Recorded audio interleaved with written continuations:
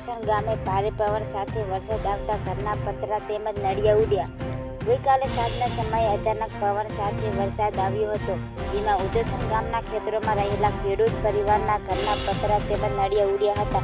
જેમાં ઉત્તોસણ ગામના ઠાકોર અમરતજી ભાવાજીના પતરા તેમજ નળિયા ઉડ્યા હતા, તેમજ ઉત્તોસણ ગામના ઠાકોર દુદાજી હીરાજીના ઘરના પતરા ઉડ્યા, તેમજ રાઠોડ પ્રવીણભાઈ અજીભાઈના ઘરના પતરા ઉડ્યા હતા। તેમજ બનાસકાંઠા જિલ્લાના સરહદી વિસ્તારોમાં સાંજના સમયે અચાનક વાતાવરણમાં પલટો આવ્યો હતો, જેમાં ભારે પવન સાથે વરસાદ આવતા વૃક્ષો તેમજ લાઇટના થાંભલા ધરાશાયી થતાં વીજ પુરવઠો પણ ખોરવાયો હતો, જેમાં ભારે પવન અને વરસાદના કારણે સરહદી પંથકમાં ભારે નુકસાન થયાના અહેવાલો સામે આવ્યા છે।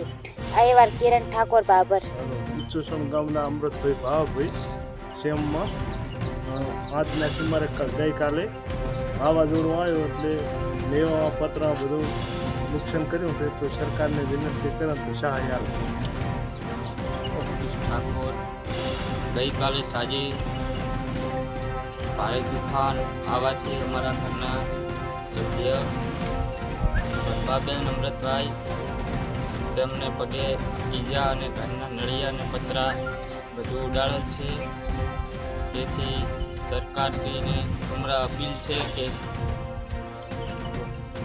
તાલુકો સુઈગામ ગામ ઉત્તોસણ અમે સાહેબ મકાન બનાવ્યું હતું, ભાગરાશીને બનાવ્યું છે, એમાં અમારે મકાન બધું પડી ગયું છે, બધું ઉડી ગયું છે માળખું, બરાબર। રહેવા માટે કાંઈ છે નહીં, તો તમે કાંક અમારે કાંક કરો।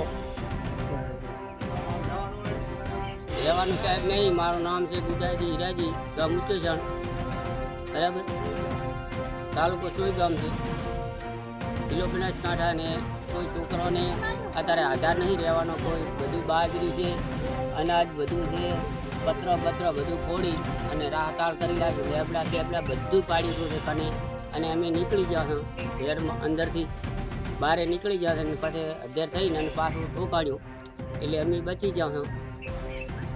અને આટલો અમને કરી આલો, રહેવા માટે કશું છે નહીં, હાલમાં બેઠા છે, બીજા વગેરે તારે કાંઈ પણ નહીં અમારા કને।